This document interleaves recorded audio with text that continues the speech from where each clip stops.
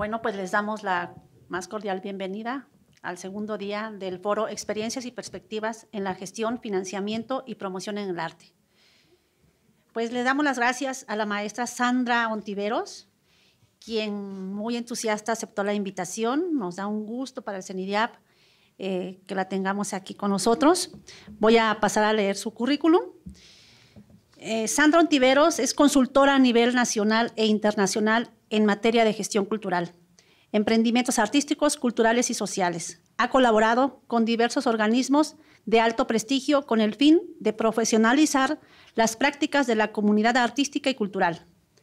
Cuenta con más de 10 años de experiencia en gestión cultural. Ha acompañado a diversos artistas, escritores, fotógrafos, directores de artes escénicas, etcétera.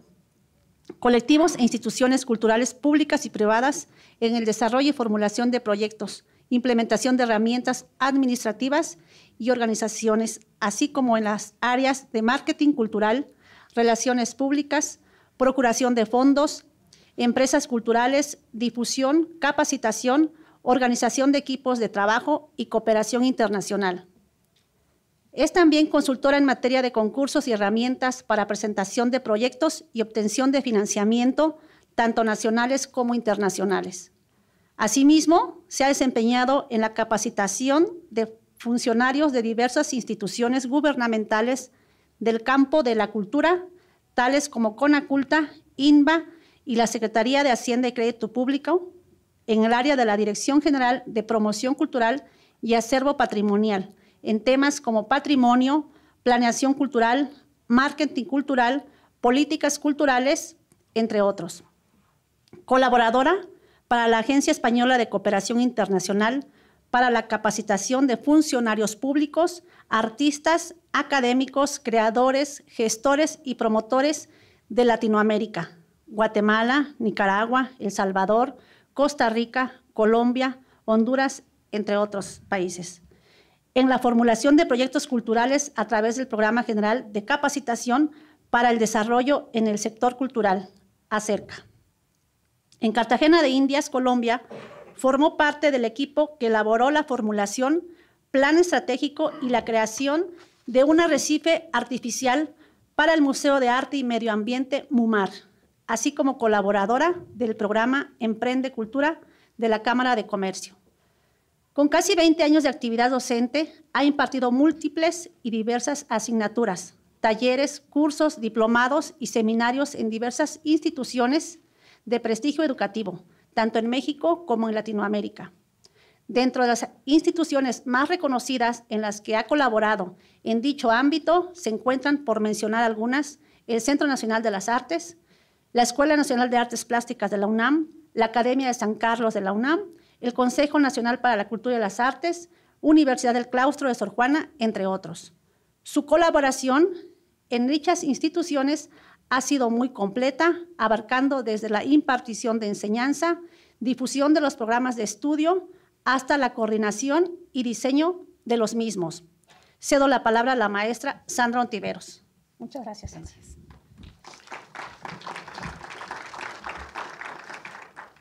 Hola, ¿qué tal? Buenos días. Agradezco a Irma la invitación y, por supuesto, su presencia para lo que tengo que compartirles ahora. Titulé este escrito que he hecho como Soluciones o Simulacros porque lo que les voy a hablar son, a partir de mi experiencia, no solamente como docente, sino como acompañante de numerosos proyectos, de qué es lo que pasa con el financiamiento. Financiamientos reales, existentes, y que pocas veces se reúnen todos en un mismo documento, en una misma plataforma para ser compartidos. Perdonarán ustedes que empiece por la historia. No acostumbro leer, pero esta sí, porque me interesa que enmarquemos cuál es el origen del financiamiento cultural que nosotros tenemos en este siglo, que no es gratuito, que no tiene que ver nada más con aquellas cuestiones de los tan añorados mecenas, sino también todos los mecanismos institucionales, privados y colectivos que se han desarrollado a lo largo de finales del siglo XX y sobre todo de este. Empiezo con una cita de Edwin Harvey que dice: no basta el corazón, sin recursos no se puede hacer políticas públicas en cultura. Para hablar de financiamiento de la cultura es preciso partir del conocido mecenazgo de siglos atrás, en que los artistas, las expresiones culturales y las humanidades eran apoyadas por los nobles y clérigos, dando a estos un carácter de superioridad, ya que eran demostración del dominio económico y, por tanto, con suficiente tiempo para el desarrollo de la mente y del espíritu. A partir del siglo XX, con la creación de los Estados-nación, el sostén económico se trasladó a terrenos de las políticas culturales, ámbitos que reflejan leyes, normas y programas para promover la generación, acceso y difusión de valores y experiencias culturales por parte de los gobiernos, las empresas y los individuos. Es importante hacer notar cómo en las nuevas concepciones del Estado, como esta que apunta Mulcahy, intervienen ya los actores privados, empresas y, por supuesto, el individuo. En la Conferencia de Venecia de 1970 se había llamado a los estados a, entre otros asuntos, incrementar los presupuestos para cubrir las necesidades culturales, haciendo responsable al Estado de los aspectos administrativos y financieros. Durante la Conferencia Mundial sobre Políticas Culturales de México en 1982, surgió la recomendación sobre el incremento de los presupuestos y el empleo de recursos de diversas fuentes, tales como recursos extrapresupuestarios, cooperación bilateral y multilateral, instituciones privadas, fundaciones, organismos interregionales, instituciones internacionales, entre otros. Así como un énfasis en la importancia de la planificación, administración y financiamiento de las actividades culturales. El punto de arranque para observar las distintas modalidades de financiamiento, hasta ahora diversas y con resultados muy asimétricos, es la década de los 80s, época de la modernidad de las políticas culturales a nivel mundial.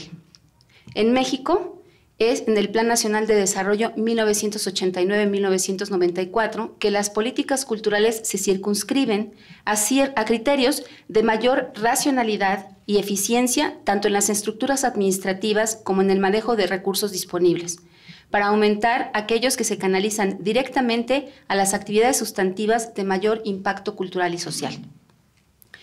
Siguiendo, en sentido estricto, las recomendaciones emanadas del Mundiacult de 1982 y fundamentando el nacimiento del Consejo Nacional para la Cultura y las Artes. De dicho órgano se origina uno de los grandes pilares del financiamiento gubernamental que todo el mundo conoce, que tiene largas filas y es muy popular, el Fondo Nacional para la Cultura y las Artes, más conocido como FONCA, cuya tarea se centra en estimular la producción artística mediante recursos públicos y privados. En el siglo XXI, específicamente en el año 2006, la cultura se convierte en uno de los elementos del desarrollo humano sostenible, dentro de los objetivos del desarrollo del milenio planteados por la Organización de las Naciones Unidas en la lucha contra la pobreza, ya que, cito, no solo facilita crecimiento económico a través de la creación de empleo, el turismo y las industrias culturales, sino la cultura proporciona bases sociales que incentivan la creatividad, la innovación, el progreso humano y el bienestar de las personas. Para 2010, la Organización de las Naciones Unidas para la Educación, la Ciencia y la Cultura, UNESCO, acordó elaborar un documento de orientación política sobre la cultura como cuarto pilar del desarrollo sostenible. John Hawkes la sitúa junto con la dimensión social, económica y ambiental. Sirva, y disculpen ustedes, esta brevísima cronología para enmarcar los caminos del financiamiento de la cultura y los agentes involucrados en él, así como reconocer las modalidades en las que opera y establecer algunas de sus ventajas y desventajas. Voy a empezar hablando del siglo XX, donde las bondades de la cultura han sido ampliamente estudiadas, ¿no? Nos hace mejores seres humanos, más sensibles, el reconocimiento del otro, conforman también el destruido por agentes todavía en cuestión del tejido social y que a la cultura le toca reconstruir, una tarea difícil. Pero también no solamente la cultura es reconocida por su valor social, sino también por su valor económico. Economistas como Smith, Gibbons, Marshall, Keynes, Robbins, ¿no?, mantienen una tradición desde el pensamiento económico que consideran que en el centro de una buena sociedad está el acceso a los bienes culturales.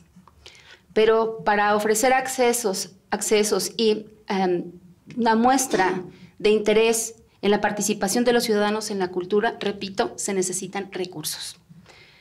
Hoy en día, las fuentes de financiamiento para la cultura tienen distintos orígenes. Entre ellos, el más empleado debido a las recomendaciones internacionales ha sido el apoyo estatal, que a través de las políticas culturales, llámese políticas públicas también, ofrecen ciertas certezas al respecto y que inciden en la producción, distribución y consumo de la cultura.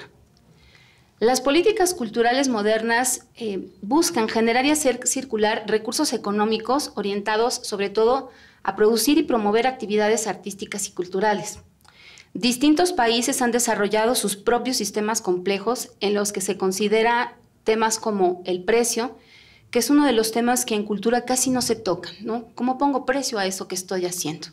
Si no tenemos un mercado como tal, es decir, oferta y demanda tradicionales, que en otras industrias se manejan, pero que en la cultura es muy difícil. Subsidios, a los que todo el mundo está, yo no sé si mal acostumbrado a veces, ¿no? Partidas presupuestales, exenciones fiscales de las que se habla muchísimo hoy en día, tributos impositivos, aportes de fondos especiales, acciones de mecenazgo, cooperación internacional, entre muchos otros, ¿no? Estas políticas públicas no son gratuitas, se generan en un contexto socioeconómico determinado y están vinculadas al modo en el que se financia la cultura en un territorio determinado. Cito a Nibón Bolán que dice, una política cultural no es ajena a las políticas fiscales o presupuestales y sus efectos tienen impacto directo en la apreciación de los gobernados sobre sus gobernantes, la promoción económica, el empleo o la cohesión social. Los modelos de financiamiento corresponden a las políticas culturales del país en cuestión. Edwin Harvey explica distintos modelos de financiamiento en el sector cultural. Y les voy a hacer un marco internacional para que vayamos llegando a por qué México tiene un modelo mixto que bien a bien todavía no comprendemos los que estamos inmersos en la cultura y se nos hace difícil de dónde viene esto. El modelo inglés, dice Harvey, en 1946 crea el Consejo de las Artes de Gran Bretaña como un fondo gubernamental permanente destinado a la financiación pública de las artes en todo el Reino Unido, que se caracterizó por una amplia autonomía y sobre todo, muy especialmente, estaba dirigido por creadores y artistas de reconocida experiencia. Sus criterios eran la excelencia como norma fundamental y la evaluación de las solicitudes basados en la apreciación por los pares. Es decir, no solamente era un consejo cerrado, no eran funcionarios gubernamentales nada más, no era nada más el Ministerio de Hacienda, sino que era un colectivo, pero que la última palabra la tenían y la han tenido siempre los creadores. El modelo de financiación y gestión pública de la cultura y las artes de Francia, que es uno de los más ideales que se plantean, es el que considera la cultura una de las claves de la grandeza nacional del Estado. Según André Malraux, y esta frase es muy bonita, debe sostener sin influir, mediante diferentes formas de organización y financiación pública, de gestión directa o delegada, en relación con diversas áreas y servicios administrativos y culturales. Pero vean que en estas dos visiones hay cuestiones muy importantes que a veces se nos olvidan que son fundamentales para manejar no solamente el recibir financiamiento cultural, sino ya que tenemos el recurso, cómo vamos a operar con él, es decir, planificar y administrar. Las cosas no solamente se centran en la creación, que es sumamente importante, sino también, dada la escasa obtención de recursos, ¿qué vamos a hacer con ellos? En Estados Unidos de América funciona a través del estímulo fiscal, por lo que el sector privado y las donaciones juegan un papel muy importante en el financiamiento, por las deducciones, donaciones individuales o las desgravaciones en las ganancias de capital. En esta parte, quienes sostienen el desarrollo cultural es la misma sociedad y, por supuesto, la iniciativa privada por ese excelente atractivo que tienen los deducibles fiscales. Y en el caso del financiamiento en Alemania, se divide de manera territorial y se llevan a cabo las acciones de forma local. Es decir, a cada territorio, digamos, el equivalente a los estados aquí en México, se le da una cierta cantidad y cada uno quiere y hace lo que mejor le parezca. En el modelo australiano, las empresas creativas deben dar sostenibilidad al campo de la cultura. Es decir, los creadores se convierten en emprendedores. Pero también hay un factor muy importante, sí hay capital semilla. Cada uno de estos modelos que les acabo de platicar tiene sus ventajas y sus desventajas, por supuesto, ¿no? Pero cada uno se ha desarrollado con características acorde a la situación socioeconómica. Y en este país nosotros hemos tratado de manejar distintas modalidades en cuanto al financiamiento estatal. También a partir de eso, enfatiza Harvey, se han creado fondos nacionales para la cultura y las artes a nivel mundial, con una función subsidiaria para la creación artística. Algunos de ellos incluyen regímenes de mecenazgo mediante beneficios fiscales para la iniciativa privada a través del apoyo a la creación artística. Y en otros, la participación del Estado se limita a la corrección de mercado. ¿Esto qué quiere decir? Pues que las acciones del gobierno, ¿no?, se tratan de equilibrar un mercado que no funciona de manera ideal, que no tiene competencia perfecta y no apoya a través de becas o subsidios, ni indirectamente a través de créditos fiscales. Es decir, trata de evitar monopolios, que de eso ya hablaremos porque parece ser que en el sector cultural nos quejamos de muchas cosas, pero no nos vemos en el espejo, ¿no? Y esa es una cuestión que para poder defender el presupuesto de cultura nosotros también debemos saber dónde estamos, cuáles son nuestras carencias y qué es en lo que tenemos que trabajar para que esto sí produzca. Con respecto a esta clasificación que acabo de mencionar, México se considera que tiene un modelo mixto porque financia mediante prestaciones no reintegrables, los llamados fondos perdidos, ¿no? Estos son subsidios, subvenciones, becas que se deciden a través de concursos y convocatorias con la condición de que se genere o una estancia artística, la creación de una nueva obra o la reproducción de algún trabajo artístico, librando a los beneficiarios de devolver los recursos monetarios que le fueron otorgados. En este país, FONCA ha sido el mecanismo más conocido por los agentes culturales y la aspiración de gran cantidad de creadores. Evidentemente, que ya hablaremos un poco más adelante de esto, con la asignación de recursos a nivel nacional, francamente la fila es larga y las posibilidades son menos. La utilidad que tiene la existencia de esta modalidad radica en la seguridad para los creadores de tener una cantidad fija de la cual disponer para la creación y el apoyo en la difusión mediante exposiciones, conciertos, películas puestas en escena, libros publicados que realiza el mismo FONCA. Además, la certeza de que el retorno de dicha inversión son bienes culturales. A medida que han pasado los años, se han incrementado los sistemas de evaluación de forma periódica. Otra opción igualmente popular en los últimos años es la de la Cámara de Diputados, que provee un apoyo mediante el Programa Anual de Proyectos Culturales. ¿Cuáles son los riesgos? Les hablo de cómo se desarrolla, cómo opera, pero si yo obtengo este recurso, ¿qué pasa? Está en la creencia de que ya recibidos los beneficios, únicamente nos tenemos que dedicar al proceso creativo, a llevar paulatinamente la producción, olvidándonos de responsabilidades administrativas que se deben llevar a cabo paralelamente a esta creación, así como la falta de vinculación con otros agentes y espacios culturales, que son productos de la difusión y que suelen ser muy productivos a largo plazo. Pero como no vemos más allá de la cifra y del cheque mensual, pues nos falta esta articulación y cuando se termina este tipo de apoyo, se acaba la producción. Otro de los apoyos gubernamentales son las prestaciones reintegrables, créditos y préstamos, aunque la condición primaria es que el solicitante se conciba como una empresa cultural legalmente constituida y que el recurso debe ser devuelto en su totalidad con bajas tasas de interés mediante pagos flexibles y los resultados buscados sean la creación artística o la generación de bienes culturales, ya sea para el arranque de organizaciones noveles o la optimización del funcionamiento de las que ya existen. En 2013, Conaculta presentó un programa que se llamó Programa Nacional de Fomento y Estímulo a las Industrias Culturales Creativas y a Empresas Culturales. El monto económico para ese programa fue de 120 millones de pesos, que se colocaron a través de Nacional Financiera. Estos fondos estaban orientados a apoyar las industrias creativas y empresas culturales hasta con 4 millones de pesos para cada una, con plazos flexibles hasta por 3 años para créditos de capital de trabajo y hasta 5 años para adquisición de activo fijo. 2 requisitos eran muy claros en este planteamiento: que las solicitudes presentadas fueran hechas por personas físicas y morales y con propuestas de carácter cultural, es decir, vinculadas a la música, artes visuales, escénica, editorial, medios impresos, contenidos audiovisuales, desarrollo de tecnologías, contenidos digitales, servicios educativos, cine, artesanía, diseño, entre otras. Es decir, el panorama que se abrió fue muy amplio y la definición, por supuesto, de industrias creativas abarca todo esto. Si bien es cierto, se otorgó el capital semilla a diversos participantes para producir y crecer sus proyectos, la promesa de largo plazo no se cumplió.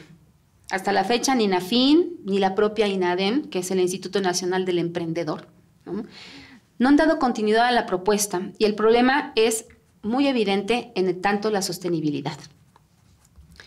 Aquí les voy a hacer un comparativo con países como Colombia y Brasil, ¿no? Cuyos préstamos que se hacen, es decir, en este sentido de tipo de financiamiento, están a través de las cámaras de comercio. Esto no lo lleva ni Hacienda, esto no lo lleva ni la propia institución cultural, ¿no?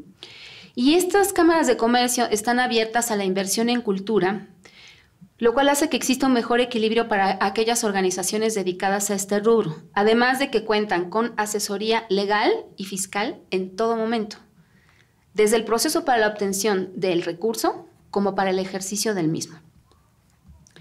La Cámara de Comercio de Bogotá son muy conscientes de que las organizaciones culturales o empresas y proyectos creativos se enfrentan a muchos obstáculos que limitan su sostenibilidad y realizan un trabajo integral generando redes colaborativas, apoyando a la innovación del modelo de negocio viable, que para tener un negocio hay que hacer un modelo de negocio. No solamente son ideas, hay que estructurar cómo voy a producir, cuánto voy a invertir, cuándo se retorna la inversión, cuándo le pago a todos mis colaboradores, cosa que parece que en muchos proyectos culturales se olvida. Ya hablaré de las redes de colaboración, pero también es un punto muy importante recalcar aquí que si vamos a ser empresa cultural, sí que necesitamos un modelo administrativo y financiero que nos ayude a crecer a largo plazo y sostenernos. La Cámara de Comercio de Bogotá, perdón, es que también en Cali hay, en general todas las cámaras de comercio de Colombia, crean nuevos escenarios abriendo mercados. No solamente es producir, sino también cómo es que se va a consumir aquello que se produce. Es decir, no solamente es una oferta desmedida, sino a la vez ir creando la demanda. Acercan también el financiamiento y en general realizan acciones que regulan, ¿no?, las necesidades de los empresarios del sector. Es decir, el sector cultural no solamente se ve como un sector que produce cuestiones artísticas, estéticas, culturales, sino que también como empresarios que tienen una vida útil a un muy, muy largo plazo. Si nosotros optamos por este financiamiento, uno de los obstáculos a los que se pueden enfrentar los colectivos o organizaciones son, primero, tener una figura jurídica. ¿Qué somos? Sociedad anónima, sociedad civil, cooperativa, asociación civil, ¿no? Sociedad de responsabilidad limitada, ¿no? Muchas veces trabajando con estos colectivos me decían, ¿y qué nos conviene? Y yo les decía, pues es que yo no puedo decir qué les conviene, lo que les conviene es a partir de lo que ustedes deciden, de la forma de trabajo, de lo que quieren a futuro. Yo no les puedo decir, yo les puedo decir cómo funciona cada uno, pero la elección es suya. Pero de que hay que constituirse como figura jurídica para obtener este tipo de préstamos es una realidad. También hay que hacer la bonita inscripción ante la Secretaría de Hacienda y Crédito Público. Y aunado a esto, un diseño de plan de negocios, tener conocimientos administrativos básicos, ingresos estables para el pago de la deuda, porque esto no es un fondo perdido, hay que retornarlo. Y si voy a trabajar para sostener mi empresa, en esa ganancia también tengo que considerar cómo voy a pagar aquello que pedí prestado. Y por supuesto, para trabajar de forma independiente, una línea calculada de crédito con intereses pagables a mediano plazo. Las propuestas que se han hecho en México hasta ahora tienen un 4% anual de interés, que en realidad es muy pagable. Impagable si yo no sé que lo tengo que pagar. Impagable si yo no me administro. Impagable si yo me olvido de pagarles también a mis colaboradores. Toda esta situación habla de la necesidad de profesionalización del sector cultura, que ha desarrollado una incipiente oferta en razón de dichas necesidades. Además, hay que tener cautela de contratar un posible acompañamiento en el proceso. Hay que examinar su respaldo académico y la experiencia de los que ofrecen ese servicio, evitando caer en organizaciones de malas prácticas. Siempre hay alguien que dice que sabe, pero no es cierto, pero sí cobra, a diferencia de nosotros que no cobramos, pero sí sabemos. Digamos que ahí hay que poner mucho ojo en estas cuestiones. El desarrollo de este texto lo hice pensando en que ustedes se enteren de todas las posibilidades de financiamiento que existen, pero también de los bemoles que conlleva cada uno de ellos. Porque dado que no nos ponen en una mesa todos juntos, a veces se nos seduce a través de mecanismos que no son reales o la falta de información acerca de los pasos que nosotros debemos dar continuamente. Respecto a las ayudas indirectas, existen los incentivos fiscales para los que se han implementado ciertas políticas. Estos estimulan la inversión de la iniciativa privada en la creación o producción artística, pero también permiten la deducción del impuesto sobre la renta, lo cual para la iniciativa privada es muy atractivo. Porque pueden decidir a través de qué actividad obtener un crédito fiscal. ¿Qué es un crédito fiscal? Es una operación que se hace para deducir impuestos y es un monto a favor del contribuyente. Se da porque el contribuyente ya ha realizado un pago de impuestos a otra persona, evitando que se paguen dobles impuestos. Es decir, yo como empresa, en vez de pagarle a Hacienda, le doy esos impuestos a cualquiera de ustedes que me lo proponga a través de mecanismos legales que ya iremos analizando. Tales reducciones son sometidas a comités que califican la pertinencia o no de tales donaciones conforme a la política cultural vigente y la participación de las áreas de responsabilidad social empresarial. Aquí tenemos que advertir la pertinencia de trabajar de manera multidisciplinaria para resolver asuntos públicos en materia de cultura. No es solamente que la gente de teatro resuelva cómo se deducen los impuestos. No es solamente que la empresa privada decida a quién se lo da, o el gobierno a través de ciertos mecanismos, sino que debe ser un trabajo colaborativo para que sean decisiones equitativas y que todo mundo pueda tener una voz. A lo largo de estos años, los estímulos en este país han sido Eficine, implementado en 2006, Efiteatro en 2011 y el recientemente aprobado Efiartes, que extrañamente también incluye teatro. Habría que revisar si los EFIs podrían incluir EFITODO, porque separados tal parece que son intenciones distintas y en realidad no hablamos de intenciones distintas en la asignación de presupuesto, estamos hablando de necesidades distintas. Y ahí se podría revisar cuáles son los mecanismos de operación para que la gente pueda acceder a este tipo de créditos fiscales. Evidentemente sí hay una serie de documentos que hay que entregar, hay que tener una revisión muy puntual, pero ¿por qué la división y no uno? Esto es un signo de algo que les voy a comentar después, que es la falta de comunidad en el sector cultura. Nadie ha protestado porque se dividan estos estímulos fiscales. Las opciones, por supuesto, se han especializado y los requisitos implican la búsqueda de los donantes, una serie de documentos probatorios y legales, una extensa y detallada carpeta artística, pero lo más importante, un esquema financiero consolidado, así como una proyección financiera básica. La última palabra en todos estos estímulos fiscales no lo tiene el especialista, lo tiene la Secretaría de Hacienda y Crédito Público. En términos de organización interna, esto exige que los solicitantes tengan herramientas administrativas de gestión, difusión y una disponibilidad a la transparencia absoluta en el ejercicio de los recursos, porque estamos bajo la mira de Hacienda.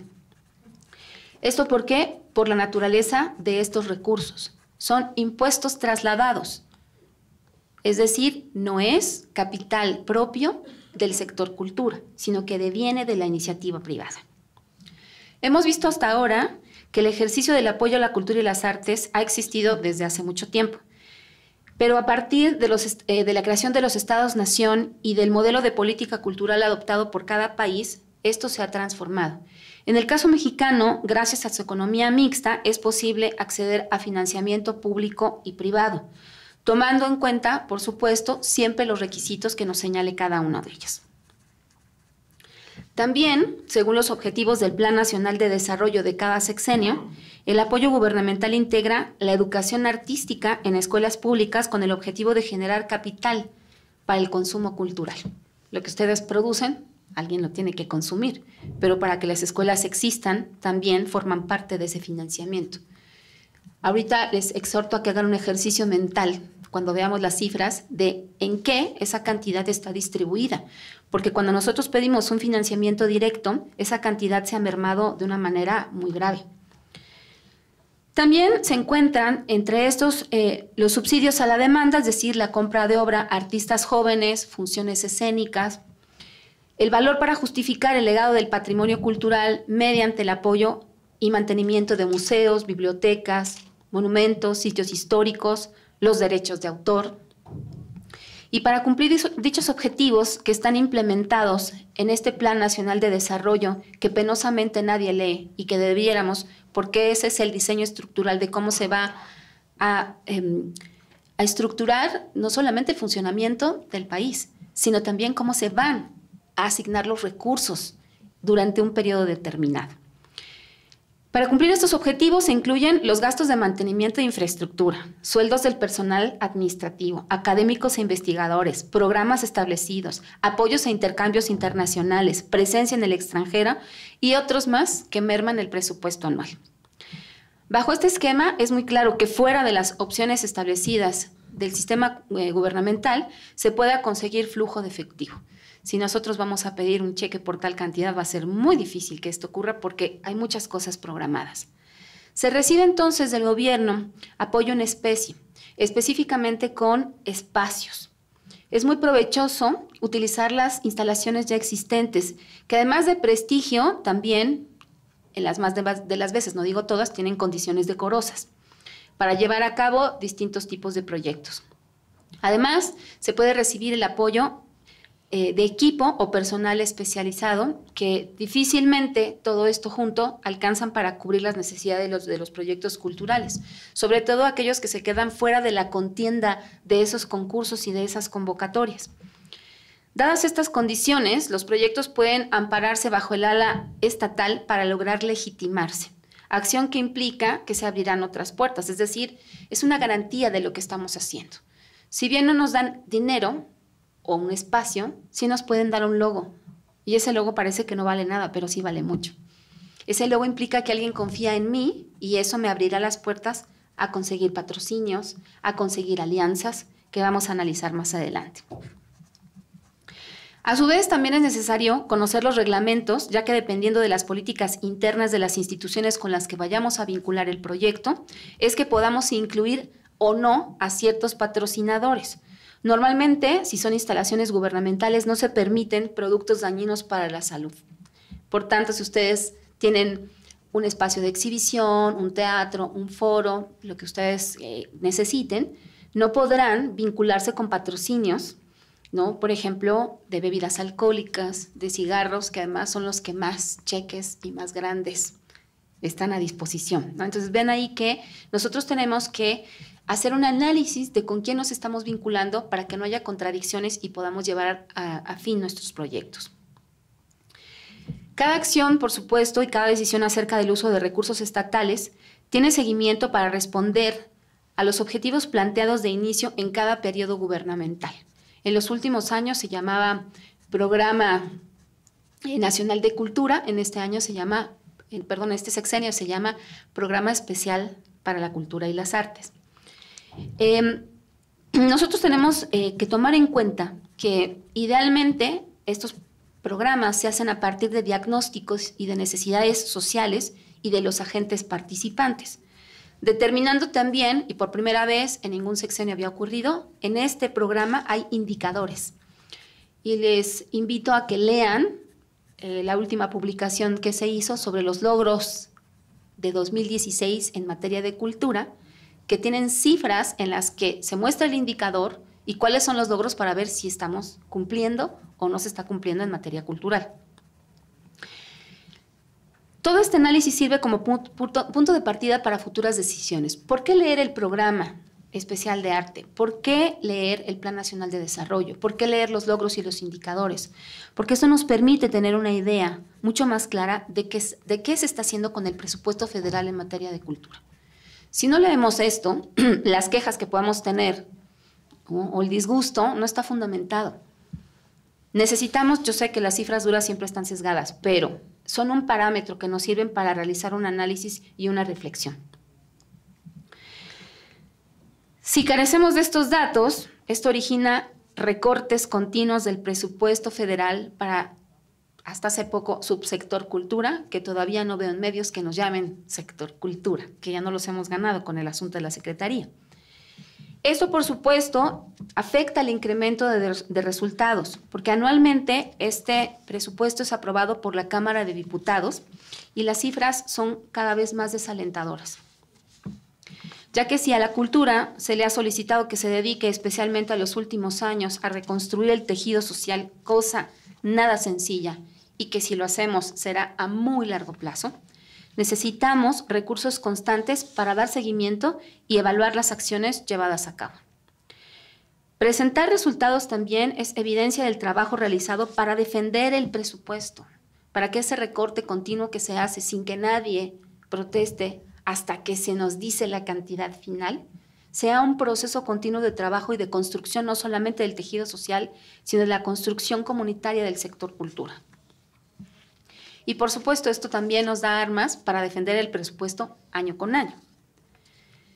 Si tomo la ruta de los datos duros, es muy importante que nosotros, iba a hacer una gráfica, pero la verdad las gráficas asustan mucho. Las gráficas no son muy buenas, ¿no? Les cuento. En el año 2013 se asignaron 17,747 millones de pesos. Tomo una referencia de 5 años nada más, para dar una idea. En 2014, 18,347, es decir, un incremento de 3.4. En 2015, 18,583, un incremento de 3.1. En 2016, 15,225, estoy hablando de millones de pesos, pero estos 15,255 millones de pesos fue una reducción del 21% con respecto al presupuesto anterior. Y para este año tenemos, para todas las actividades que ustedes quieren realizar, soñar, coordinar, tenemos nada más 12,428 millones de pesos, otra reducción del 21%. Si consecutivamente seguimos así, entonces, ¿cómo operar bajo un esquema financiero bastante desalentador? 12,428 millones de pesos para un bolsillo individual puede parecer una cifra enorme, muy atractiva. Sin embargo, haciendo un ejercicio hipotético del presupuesto de este último año, la cantidad para producir y dar acceso a los habitantes con un territorio de 1,964 millones de kilómetros cuadrados y una población de 130,450,305, que somos hasta la fecha los mexicanos contados, nos corresponde este año 95 pesos con 60 centavos por habitante. Y esto incluye producción artística, desarrollo, difusión, educación. Si ustedes van restando esto, esos 95 centavos no nos van a durar mucho tiempo. Por otro lado, cada estado de la República tiene su propio presupuesto, pero decide qué es lo que le conviene para ejercerlo.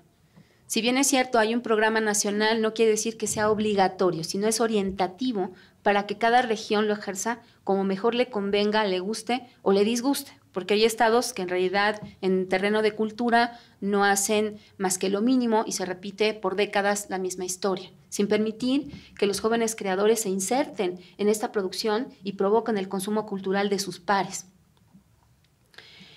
Estas cifras, vinculadas a los objetivos propuestos al inicio de cada periodo gubernamental, no son datos suficientes para obtener un diagnóstico medianamente sensato para evitar un desarrollo asimétrico de las acciones culturales.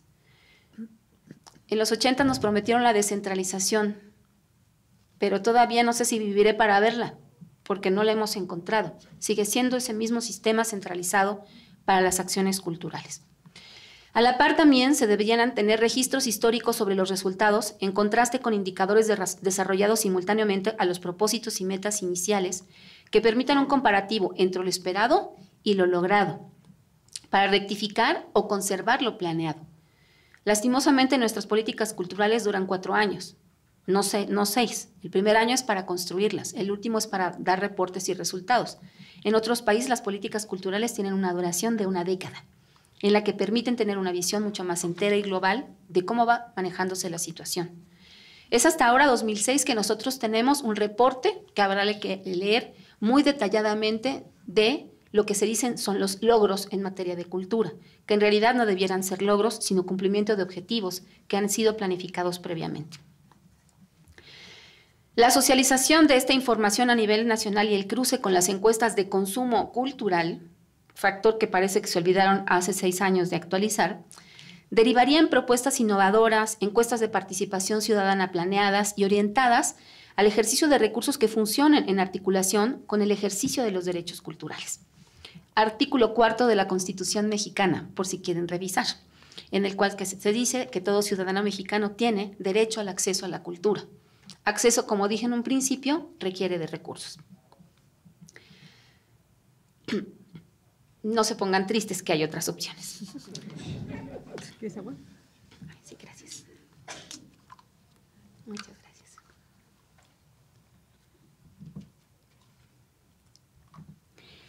Ahora, ante la insuficiencia económica estatal para el desarrollo de las prácticas culturales, aunque hay que apuntar que las hay también sin apoyo de ningún tipo. La cultura se desarrolla sí o sí. ¿Cómo? Bueno, de diferentes maneras, ¿no? Nosotros tenemos que provocar que los agentes participantes tengan que buscar distintas alternativas para lograr la sostenibilidad de sus proyectos y organizaciones. ¿Cuáles son estas opciones? Entre ellas está la modalidad de financiamiento que deviene de la iniciativa privada, en la que las empresas determinan qué se financia a través de organismos de asignación y evaluación de las propias compañías. No podemos exigir más, cada quien hace con su dinero lo que quiere. Y generalmente esto se da a través del famoso patrocinio.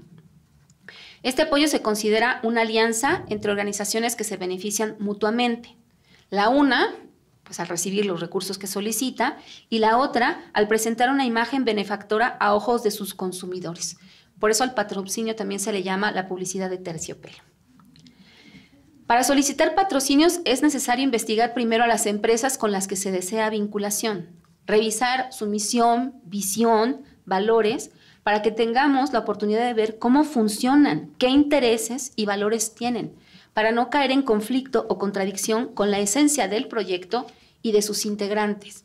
Las cifras son atractivas, sí, pero también determinan ciertas limitaciones que ustedes van a tener al momento de la creación o al momento de la decisión.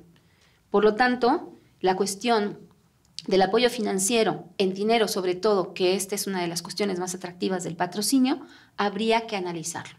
Otro aspecto a tomar en cuenta es que la marca como tal y las fundaciones son cosas distintas. En algunas empresas el patrocinio está a cargo del departamento de marketing o comunicación, mientras que muchas otras, interesados por el beneficio fiscal, lo hacen a través de sus propias fundaciones. Por tanto, si no nos responden en unas, pues tendremos que ir directamente a la fundación. Mismas que manejan todas las actividades en torno, vuelvo a repetir, a sus valores y responsabilidad social corporativa. Ustedes tienen que estudiar quién es su aliado y cuáles son sus valores, porque si sus valores son ser católicos, apostólicos y romanos de la colonia Roma, eso va a definir mucho el tipo de actividad que ustedes pueden realizar. Cuando se presenta la carpeta de patrocinio, es recomendable que sea breve. La llamada presentación ejecutiva es una cuestión muy importante porque permite transmitir de una forma clara las intenciones y también las contrapartidas, es decir, qué se ofrece a cambio del beneficio otorgado. Nada es gratis, nada. El patrocinio siempre nos va a pedir una devolución, pero un error es pensar que ofrecemos publicidad. Nosotros no ofrecemos publicidad. Las grandes compañías tienen agencias especializadas para eso, les pagan mucho, y lo que nosotros hacemos es darles visibilidad de una imagen distinta de sus prácticas comerciales. Es decir, mostramos el lado bueno de las prácticas comerciales. Cuando ustedes hacen eso, tienen que tratar de acordar un trato win-win, es decir, ganar-ganar, en que ambas partes, tanto ellos como ustedes, se sientan satisfechos. De lo contrario, no es un patrocinio, es el sometimiento a una marca con intereses particulares. La investigación previa en este proceso es un poderoso auxiliar, pues estas relaciones no siempre resultan de la mejor manera. Las empresas no otorgan grandes patrocinios a menos que se prometa una asistencia significativa, a veces de miles de asistentes. Que se tenga presencia asegurada en los medios de comunicación y hoy en día métricas positivas en las redes sociales para medir impactos. Esos likes sí sirven cuando queremos patrocinio. Y sobre todo, un interés primordial es el manejo vigente de recibos donataria. Entre más pues, elementos de estos que les acabo de mencionar ustedes dispongan, entonces puede haber un convenio económico mucho más interesante para la iniciativa privada. El caso, si es el de alguno de ustedes, pone a las pequeñas organizaciones o a las nuevas en un predicamento que se puede convertir en un círculo vicioso. No son conocidas, no tienen gran audiencia y generalmente no poseen el atractivo fiscal. Pero no todo está perdido. ¿Por qué? Porque si ustedes tienen un proyecto bien estructurado y sólido, se puede conseguir apoyo a pequeña escala. Claro, aunque siempre el apoyo es insuficiente para las necesidades de los proyectos culturales. Por tanto, es conveniente pensar que no necesitamos uno, sino varios patrocinadores, ya que al depender de uno, lo que nosotros ponemos en riesgo es que si nos deciden abandonar en el camino, no hay más, tenemos que suspender. En tanto que si nos abandona uno, pero tenemos 6, pues el que nos abandona no es tan grave. Incluso podemos solicitar ese pequeño faltante al resto de los patrocinadores. El caso es que en estas condiciones las empresas pueden decidir sin previo aviso que nos retiran el apoyo, porque no tenemos seguridad legal al respecto. Las leyes de mecenazgo no implican nada más estímulos fiscales, implican también la protección legal del sector cultural ante el patrocinio. Los periodos de las declaraciones fiscales igualmente influyen en la pronta o nula respuesta. Por ejemplo, si ustedes envían su proyecto en fechas cercanas a la declaración anual, habrán perdido el tiempo. Es decir, un periodo calculado entre diciembre y marzo es inútil, es estéril. Las empresas no responden porque están ocupadas en hacer la declaración anual y en poner en orden toda su cuestión de impuestos. ¿Eso es todo? No. Tenemos también el caso de la responsabilidad social empresarial, que está definida según el CEMEFI, que es el Centro Mexicano para la Filantropía, como el compromiso consciente y congruente de cumplir integralmente con la finalidad de la empresa, demostrando respeto por la gente, los valores éticos, la comunidad y el medio ambiente, contribuyendo así a la construcción del bien común. Pero las empresas también consideran una cosa que se llama la dimensión sociocultural y en esa está la cultura. ¿Qué hacen las empresas al respecto para desarrollar acciones? Contribuyen con recursos y tiempo a este desarrollo. Por lo cual, nuestra justificación en el proyecto debe ir en dirección a dicho desarrollo. Es decir, qué beneficios aportaremos mediante estas acciones culturales a los grupos de interés de la empresa, es decir, sus stakeholders. Cuando hablan de comunidad, no solamente hablan de la colonia que está fuera de la fábrica o del laboratorio farmacéutico, hablan de la propia comunidad de trabajadores. Y entonces ustedes se pueden acercar en pro de la sensibilización, educación de sus propios empleados a través de acciones culturales, cosa que sí les interesa porque las empresas que han subsistido a lo largo de los años están ocupadas en que sus empleados sean leales y la lealtad se corresponde en la ocupación de sus propios intereses, sus hijos, su familia, su medio ambiente. Es ahí un discurso muy sólido que nosotros podemos presentar para obtener este tipo de apoyo. Pero siempre, y no olvidarlo, en concordancia con sus valores. Es entonces que nosotros tenemos que realizar una investigación también para detectar las características de esa comunidad o grupos de interés de esas empresas y de ese modo lograr mejores convenios y, por supuesto, mejores resultados. Claro está que si ustedes tienen recibo donataria, esto tiene una velocidad mucho más rápida. Otra manera de conseguir fondos es el apoyo del tercer sector. En México casi no es utilizado, en primera instancia porque la gente no sabe a qué se refiere ese asunto del tercer sector. Y la otra, que el tercer sector, por su naturaleza, está dispuesta a colaborar, ayudar y apoyar. ¿Qué es el tercer sector? Son organizaciones formalmente constituidas que trabajan sin ánimo de lucro, como fundaciones, asociaciones civiles, cooperativas, instituciones de asistencia privada, que por su naturaleza misma tienen motivos, finalidades y formas de trabajo colectivo.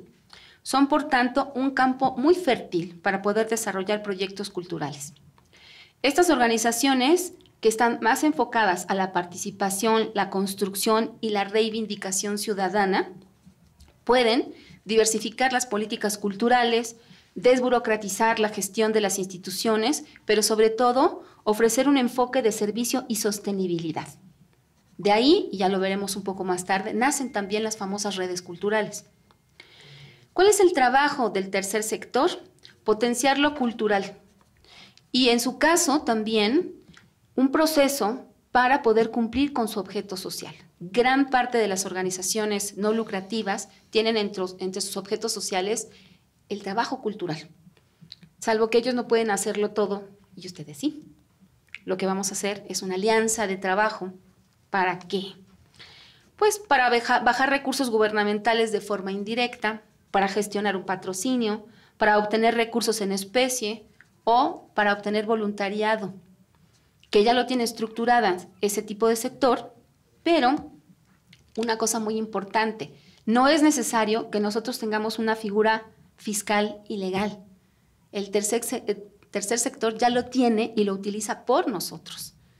Claro, ahí les voy a recomendar precauciones sobre el comportamiento ético y la corresponsabilidad de ambas partes. Porque nunca falta aquel que tiene una asociación civil y entonces baja el recurso, que legalmente es suyo, porque baja a su cuenta con su recibo deducible, y entonces, ya que ustedes hicieron toda la gestión, consiguieron el recurso, les dicen 1 para ti, 20 para mí, 2 para ti, 40 para mí. Y ahí hay que conocer muy bien a estas organizaciones que tengan un compromiso ético y que de verdad estén estableciendo una corresponsabilidad social para con la cultura. Si se lleva a cabo todo esto, se pueden tener relaciones a muy largo plazo y fructíferas, por supuesto. Otra opción que no se han acabado, la cooperación cultural internacional. Según la Organización de Estados Iberoamericanos, se define como una dimensión tradicional de las diplomacias oficiales que van tomando fuerza a través de la acción y la participación con un gran abanico de actores sociales. ¿De qué se trata la cooperación cultural internacional? Pues el apoyo e intercambio cultural entre naciones. No solamente a través de las embajadas, sino también a través de agencias. En nuestro país existe la AMEXID, que es la Agencia Mexicana para la Cooperación Internacional para el Desarrollo. Y esta tiene como fin el apoyo e intercambio cultural, pero también áreas y programas con fondos para financiar proyectos que promuevan, entre muchas cosas, el acceso a la cultura y la participación, la conservación de patrimonio, la digitalización de archivos y bibliotecas, la educación y promoción de habilidades sociales, artísticas y culturales, la capacitación de profesionales e intercambios culturales, becas académicas, residencias de producción, entre otras. La tarea es que ustedes averigüen estas agencias de desarrollo y les digo que en las más de las ocasiones son muy buenas. Yo estuve trabajando varios años para la Agencia Española de Cooperación Internacional y los trabajos se han dado a largo plazo. Dichas acciones pueden ser financiadas mediante fondos perdidos a terceros o fondos perdidos de estado a estado, préstamos, fondos reembolsables, canje de deudas, financiamiento de servicios y participación de expertos. Las cantidades otorgadas suelen ser a largo plazo y para alcanzar estos recursos hay que cumplir con ciertas condiciones. Primero, un diseño de proyecto sólido, estructurado y coherente, estar constituidos legalmente, probar una trayectoria mínima de 2 años en la realización de actividades socioculturales en colaboración con agentes públicos y privados. No es un trabajo en solitario. De tal forma que se pruebe estabilidad, capacidad de organización y cooperación con la entidad solicitante y comprobar acciones y manejo de recursos. Todo bajo la metodología del marco lógico. Esto es un diagnóstico profundo de la realidad social en la que se piensa implementar el proyecto, es decir, causa, consecuencia de cada una de las partes del diagnóstico, objetivos y acciones que se van a realizar, y son proyectos que deben pensarse en beneficio y en relación con necesidades sociales y locales. Los requerimientos son muy numerosos, pero les voy a decir una cosa muy buena. Suponen también una inversión de tiempo y recursos de forma integral, una prolija administración, reportes muy frecuentes de todas las instancias involucradas Y, por supuesto, tenemos opciones de que se renueve el apoyo económico, que no son miles de pesos, son de euros, desde 250,000 euros en adelante, hasta por 5 años consecutivos, ¿no? Pero ¿cuál es la intención de esta cooperación? La intención es una futura independencia de los solicitantes. Los evalúan, los empujan, los enseñan, los apoyan y ya después ustedes lo tienen que hacer solos. Por supuesto, eso se trata del fortalecimiento del desarrollo y la participación comunitaria. Las categorías no solamente están fundamentadas y apoyadas por las agencias de desarrollo internacional, sino también de organismos internacionales como el Banco Interamericano de Desarrollo o el Fondo Internacional para la Diversidad Cultural de la UNESCO. El modo idóneo para acercarse a este tipo de financiamientos es proyectos diseñados para el bienestar sociocultural.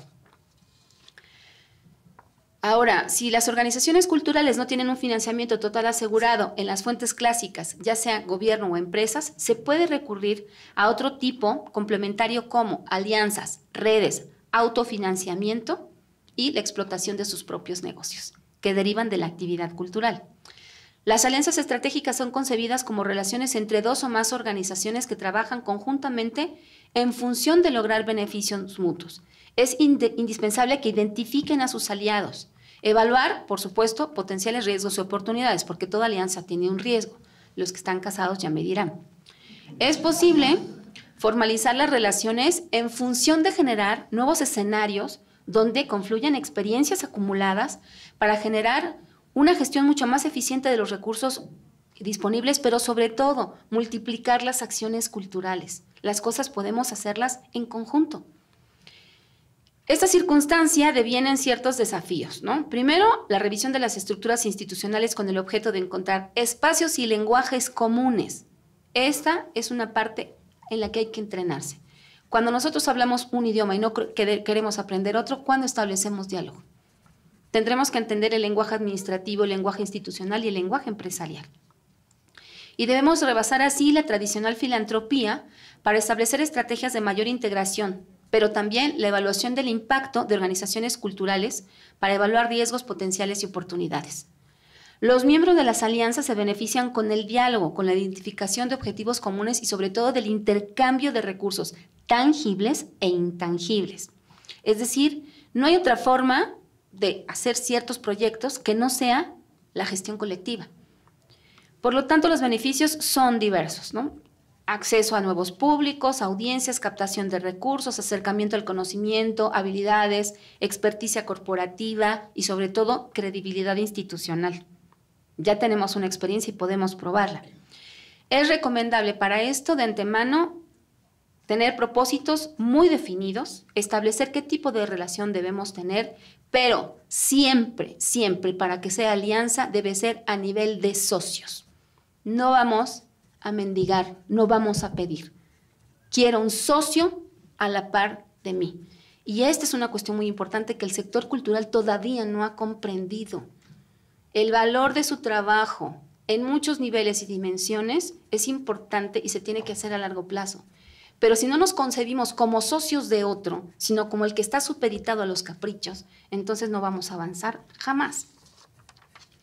Con respecto a las redes, y ya voy acabando, nosotros tenemos que son fluidas, intangibles, azarosas. Las redes culturales tienen poca o nula burocratización o a veces nula vinculación a instituciones. Se multiplican por los actores mismos que constituyen nodos de trabajo que intentan optimizar recursos y economizar esfuerzos. Son espacios de construcción colectiva y de pensamiento de lo vivido, en modos diferentes pero con características similares.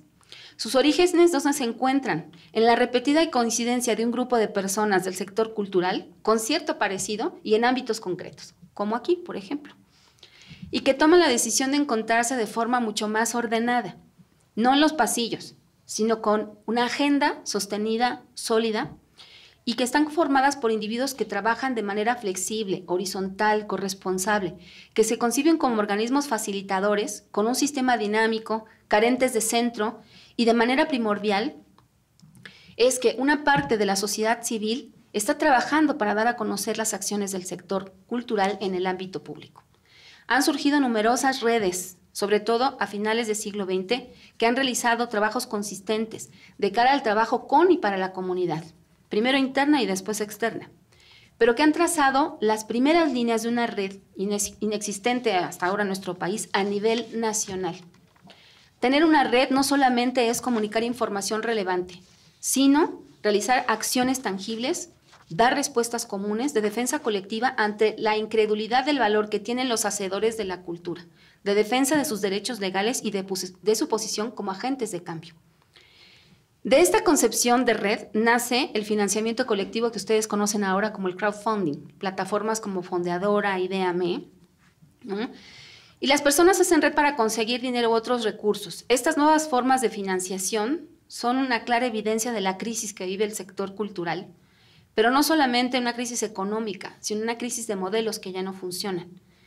Es una herramienta y una oportunidad para incorporar una nueva serie de principios y formas de trabajo que faciliten el acercamiento entre la sociedad y los proyectos. Este tipo de financiamiento crea comunidad. El ciudadano participa activamente, se integra, opina, valora lo que le parece importante porque le hemos dado oportunidad, pero sobre todo recibe retroalimentación y en el mejor de sus casos, pues un premio por las aportaciones. Este sistema de financiación viene dada por contraprestaciones, es decir, existen el crowdfunding que está basado en los premios. Pueden ser donaciones, es decir, el que me da no espera nada. Puede ser la recompensa, que sí que quiero algo a cambio, pero también pueden ser los préstamos. Los usuarios me prestan y quieren que se los devuelva con interés. Es decir, hay esas tres modalidades. Y pueden aportarse dos cosas: dinero como tal o el conocimiento y el expertise de las personas que van y de manera voluntaria trabajan con nosotros sin cobrarnos nada. A esto se le llama crowdsourcing. Además, hay que contemplar que hay dos posibilidades de financiamiento. El flexible, que aunque yo no alcance la meta, sí me dan las contribuciones, o el financiamiento fijo, es decir, que si yo alcanzo la meta, me dan las contribuciones, ¿no? Solo si hemos cumplido con las metas. Es decir, si nosotros queremos estas aportaciones, debemos hacerlo con objetivos claros, comunicables, sin tanto andamiaje, ¿sí? Tenemos que hacer una propuesta en que los aportantes se enamoren de ella y estén dispuestos a apoyarla. La comunicación constante con ellos es fundamental. Es decir, nosotros tenemos que darles lo que hemos prometido, integrarlos a los avances y resultados que se van obteniendo e invitarlos a que vivan el producto del trabajo colectivo. De este modo se alienta la contribución voluntaria, la participación y la revaloración de las actividades culturales. Y por último, pero no menos importante, es decir, fui de lo macro a lo micro, está el autofinanciamiento. Este se deriva de la aparición de los gestores culturales y de las herramientas actualmente disponibles para el gestor cultural, del sector cultural, en el manejo administrativo y capacidad de aplicar conceptos y técnicas empresariales, que yo sé que todavía no alcanzamos a tener un lenguaje propio, ¿no? Pero bueno, si ya nos lo prestaron, usémoslo bien, ¿no? Para la gestión de audiencias, planes de negocio, externalización de servicios, ¿no?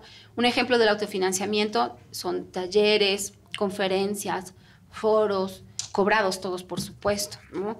Clases magistrales, etcétera, y la renta de espacios. Aquellas organizaciones que tienen un propio espacio debieran, sé que la parte de pronto les mueve, que no es una cuestión empresarial, pero de verdad que ustedes pueden rentar los espacios culturales para actividades comerciales, ¿no? Es una cuestión rentable, pero que no afecta la condición del espacio dedicado a las artes, ¿no? Hay que hacer también una fina selección de las actividades para que también esto no se nos vaya de las manos, ¿no? Pero debemos entender que todo esto nos lleva el financiamiento de otras actividades que sí tienen esencia en el espacio cultural, ¿no? Claro que debemos ser muy conscientes de que somos organizaciones sin fines de lucro y tener una alta legitimidad y estabilidad en nuestras políticas institucionales para que esto pueda prosperar. Esto nos permite generar audiencias fieles, ¿no? Porque nos ven como un proyecto sólido, no algo que abre y cierra, se decide, no se decide. Este tipo de manejo administrativo puede ir ligado a la autogestión, que implica la asunción de un grupo de personas sin intermediarios ni sectores especializados, la elaboración y la toma de decisiones en un territorio determinado.